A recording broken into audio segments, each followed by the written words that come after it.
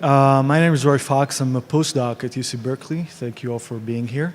I'm going to tell you a bit about our work in deep hierarchical reinforcement learning. I'm going to unpack that a bit.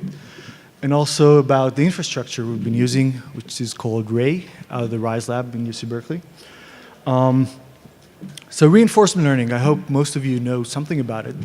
But it's a machine learning branch of dealing with agents that interact with the dynamic environment. So the environment has dynamics of its state that is you can affect and influence with your actions. And then you see the state, you can choose your next action to influence the future of the trajectory of the world according to some policy, pi, and that policy is parameterized by some theta, and this theta is what we aim to find in such a way that gets high reward for some reward signal. That's in a nutshell reinforcement learning. And then we married that with deep learning, and we get deep reinforcement learning, which has been extremely popular and successful recently. And the reason is that we would like to generate complex behaviors. So we would like to represent these policies with rich representations, so deep networks. And we would like to learn them with gradient methods. And the power of deep learning is that it generalizes very well. So it generalizes to unseen states where we can continue to behave well even though we haven't seen them. And that's been applied successfully in Atari games, in AlphaGo for playing Go, recently beating the world champion, and also in robotics to some extent, and other applications as well, but these are the major success stories. Now the challenge is, sort of the holy grail of this field is being, how do you learn memory? How do you learn policies that use memory and behave in some way, remembering what they've seen before and making long-term plans? And that's extremely useful for reasons that I'm going to talk more about in a bit, but that's really hard to do. So one approach that I like about for coming up with memory-using agents is this sort of hierarchical approach. So, for example, you can imagine that we're playing this Atari game,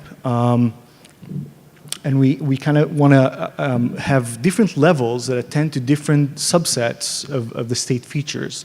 Some attend to high-level features that maybe change slowly, so we get some sort of memory, and some attend to lower-level features that maybe change more quickly.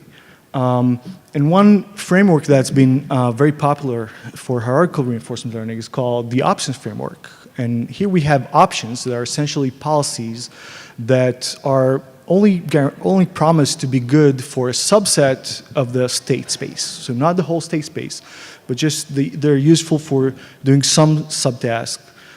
So whenever you want to do that, you kind of invoke that option until it's done, and then you terminate and go do something else.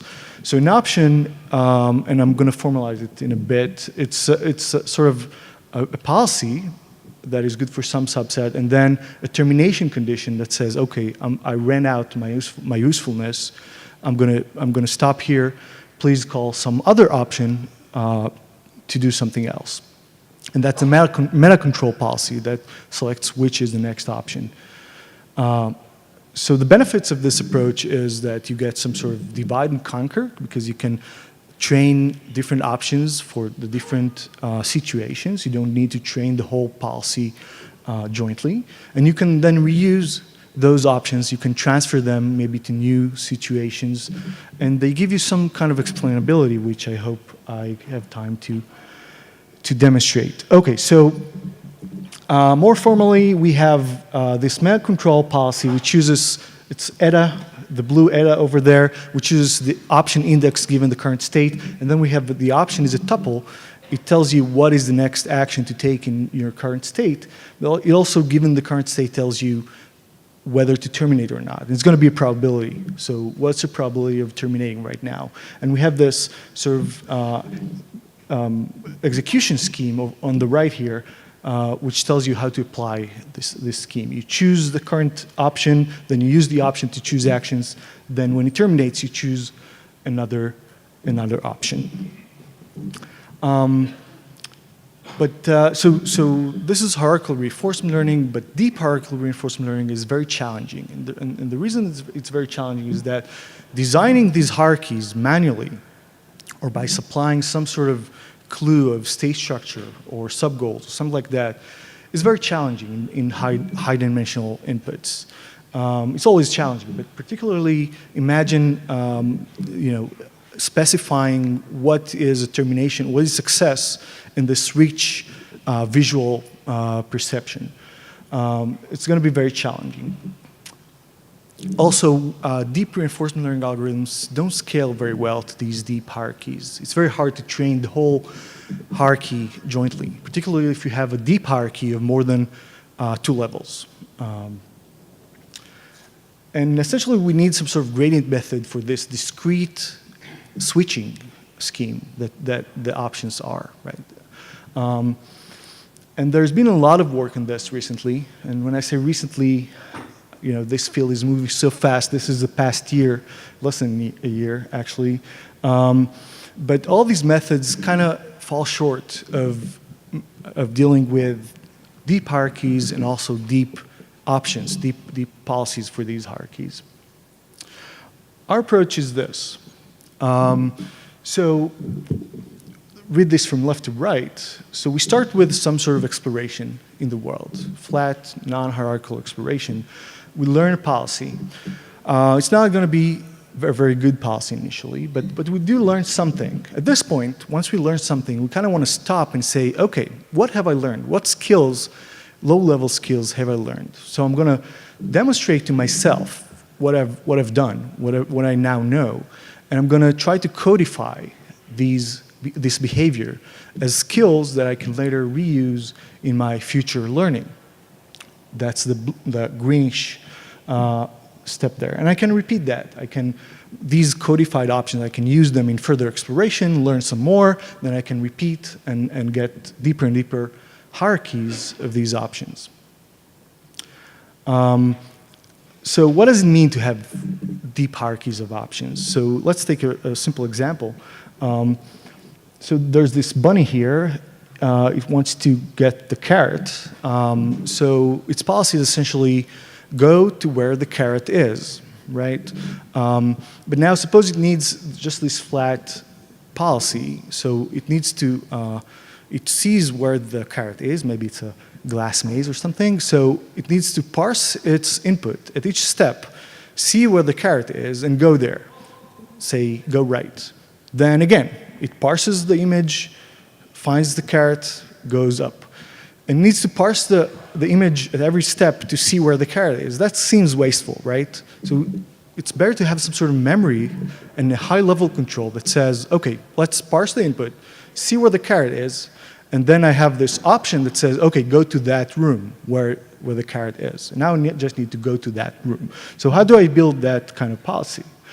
Hierarchical policy. So I start with training a level 1 option, which turns out in our experiments to be this 4 options that say go from the upper rooms to the lower rooms, or from lower rooms to the upper rooms, or from left to right, or from right to left. That's the level 1 options. And then we can build level 2 options on top of them by combining them. So we have level 2 options that call the level 1 options and say, I want to go to the lower left room at the leftmost option there. And I do that by going left first and then going down. And similarly, I can compose these 4 options that say, go to that specific room. And then I can use them in a high-level scheme to go to the room where the carrot is. So that's the concept of multi-level options. But how do we learn them? So how do we do that step of demonstrating to ourselves what we've learned and codifying those options? So essentially, this is the setting of imitation learning. We learn to imitate ourselves with a hierarchical policy. So just imitation learning, no hierarchy here, says this. You have a demonstration trajectory consisting of states and actions. And you can, one way of doing it, there's a lot of ways, but one way of doing it is saying, okay, the log likelihood according to my model of, I say, someone used that policy to generate those trajectories. So it has this log likelihood that this policy generated these trajectories.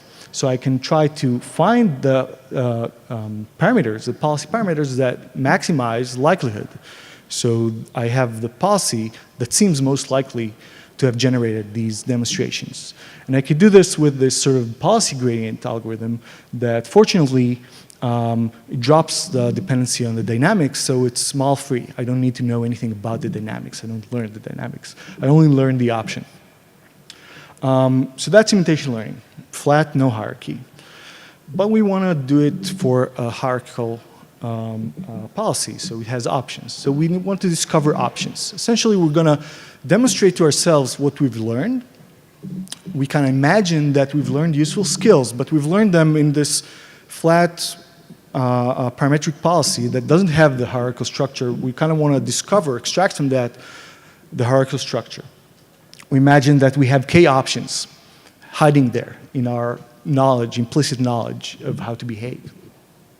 K is going to be given here and fixed. So the problem is that now we have this latent trajectory of what exactly was I thinking that I was doing at each time step. What subtask, was I doing? What is the option index that implicitly guided my behavior there? And that's H, and we also have B, which is, did I terminate my sub-goal? Was that a transitional state where I terminate the sub-goal and go to a new sub-goal or not? It's a bit, it's an indicator.